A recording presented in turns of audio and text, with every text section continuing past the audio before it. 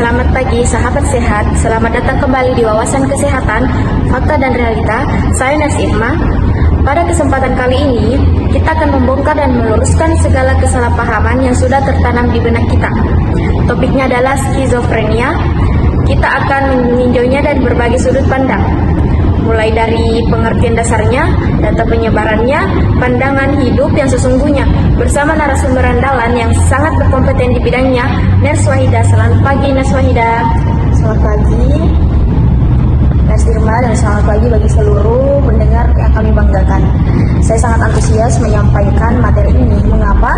Demikian karena topik ini masih banyak diselimut ketidaktahuan, anggapan keliru, dan beragam mitos yang berkembang di masyarakat.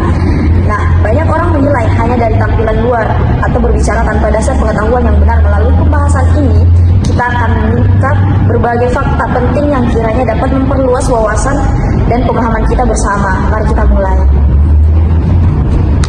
Baik, sebelum kita masuk ke berbagai pandangan yang ada di masyarakat, bolehkah Anda jelaskan terlebih dahulu secara lengkap apa sebenarnya yang dimaksud dengan skizofrenia itu, agar kita semua memiliki landasan pemahaman yang sama dan benar?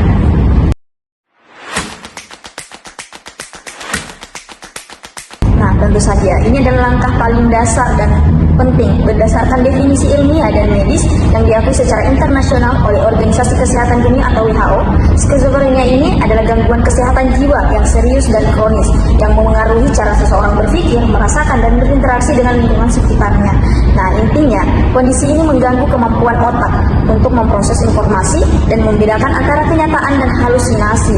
Gejala utamanya meliputi halusinasi seperti mendengar atau melihat sesuatu yang sebenarnya tidak ada, waham atau keyakinan yang keliru, cara bicara dan berpikiran yang kacau, serta perubahan emosi dan perilaku. Ini bukan gangguan kepribadian ganda, melainkan gangguan pada persepsi dan pemahaman diri serta dunia luar.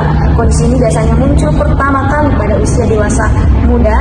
Kondisi ini biasanya muncul pertama kali sekitar usia 15 hingga 30 tahun dan biasa berlangsung seumur hidup jika tidak ditangani dengan tepat, meski gejalanya naik atau turun. Terima kasih penjelasannya yang sangat jelas. Kita jadi paham ini adalah masalah fungsi kerja otak, bukan hal mistis. Nah, selanjutnya, beberapa banyak sebenarnya jumlah orang yang mengalami kondisi ini. Apakah ada data yang valid dan resmi?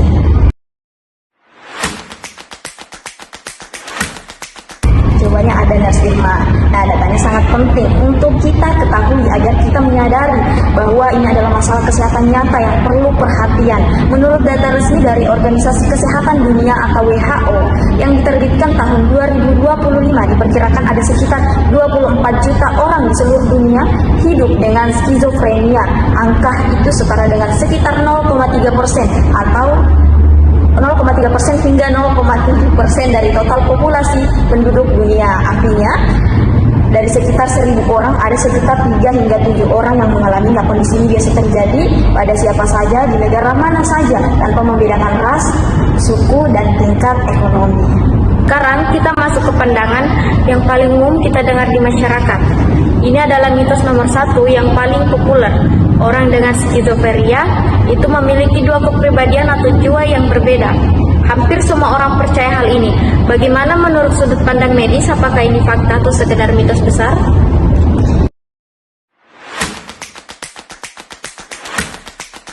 Baik, teman-teman, ini adalah kesalahpahaman terbesar yang harus kita luruskan dari akarnya. Nah, dari sudut pandang ilmiah dan medis, ternyata ini adalah mitos murni, sama sekali tidak benar. Mengapa pandangan ini bisa muncul? Nah, karena seringkali kita melihat mereka berbicara sendiri, tertawa sendiri, atau tanpa alasan yang jelas. Lalu kita beranggapan, wah, ada orang lain di dalam dirinya, atau orang ini sedang kerasukan. Nah, padahal jika kita lihat dari sudut pandang cara kerja otak, skizofrenia ini bukanlah pembelahan kepribadian, melainkan gangguan pada persepsi dan pemrosesan informasi. Otak mereka menerima sinyal, tapi sinyal itu terdistorsi. Mereka tetaplah satu orang, satu identitas yang utuh, hanya saja dunia yang mereka lihat, dengar, dan mereka rasakan berbeda dengan realita kita. Orang yang memahami hal ini pasti merasa beruntung karena ia tahu bahwa mereka tidak aneh. Mereka hanya memiliki cara pandang yang unik dan sedang mengalami gangguan fungsi indera batinnya. Wah, penjelasan yang sangat membuka wawasan. Ternyata anggapan kita selama ini meleset jauh ya. Nah, berbicara soal persepsi dan cara pandang ini, saya yakin banyak pendengar yang penasaran dan bertanya-tanya, apa sih yang sebenarnya dirasakan oleh yang mengalami skizofrenia? Seperti apa cara berpikirnya? Apa yang dilihatnya? Apa yang didengarnya? Dan apa saja persepsi yang muncul pada dirinya? Bisa Anda uraikan secara logis dan sederhana agar kita semua paham betul apa yang mereka alami.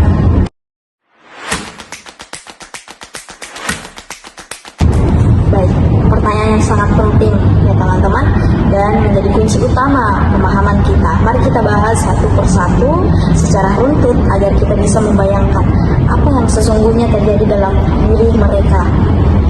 Pertama, kita bahas cara berpikirnya. Pada kondisi normal, pikiran manusia berjalan teratur, logis, dan berurutan, layaknya aliran sungai yang mengalir ke muara. Namun, bagi penderita skizofrenia ini, proses pemikirannya itu mengalami gangguan pikiran. Mereka seringkali terputus-putus, melompat-lompat dari satu pikiran ke topik yang lain. Tidak ada hubungannya, atau terasa sangat lambat dan berat untuk disusun. Ada juga yang merasa pikirannya bukan miliknya sendiri, seolah ada pihak lain yang memasukkan atau mengambil alih isi pikiran tersebut. Hal ini membuat mereka sulit menyusun kata-kata atau menjelaskan apa yang mereka rasakan. Kedua, apa yang mereka lihat. Nah, penglihatan mereka itu mengalami distorsi atau penyimpangan. Objek yang ada di depan mata biasa berubah bentuk, ukuran, atau warnanya secara tiba-tiba. Tidak jarang mereka melihat bayangan, sosok, atau bentuk-bentuk tertentu sebenarnya itu tidak ada di tempat itu. Nah, bagi kita ruangan itu kosong dan tenang, namun bagi mereka ruangan tersebut terisi oleh sosok-sosok yang bergerak atau menatap ke arah mereka. Hal ini bukan khayalan semata, melainkan pesan visual yang dikirimkan otak mereka diterima sebagai kenyataan. Nah, ketiga, apa yang mereka dengar, ini adalah gejala yang paling sering kita ketahui. Suara yang mereka dengar terasa sangat nyata dan jelas, sama jelasnya seperti kita mendengar suara percakapan di sekeliling kita. Suara tersebut bisa berupa bisikan, perintah, komentar, atau bahkan ucapan yang menghina. Suara itu terus terdengar berulang-ulang dan sangat sulit diabaikan. Bagi mereka, suara itu benar-benar ada dan nyata, sehingga wajar jika meresponnya dengan cara berbicara sendiri atau menutup telinga. Keempat, persepsi pada tubuh. Gangguan ini tidak hanya terjadi di kepala, melainkan melibatkan seluruh fungsi indera mereka. Sering mengalami resepsi fisik yang tidak wajar, namun terasa nyata seperti ada benda yang bergerak di bawah kulit, rasa panas atau dingin yang tiba-tiba muncul, atau tanpa sebab hingga rasa sakit yang berpindah-pindah letaknya. Terkadang tubuh terasa hangat berat, seolah menanggung beban besar, atau justru terasa ringan, seakan melayang. Bahkan indera penciuman dan pengecat pun terganggu. Bau yang biasanya berubah menjadi bau busuk dan rasa makanan bisa berubah menjadi aneh atau pahit.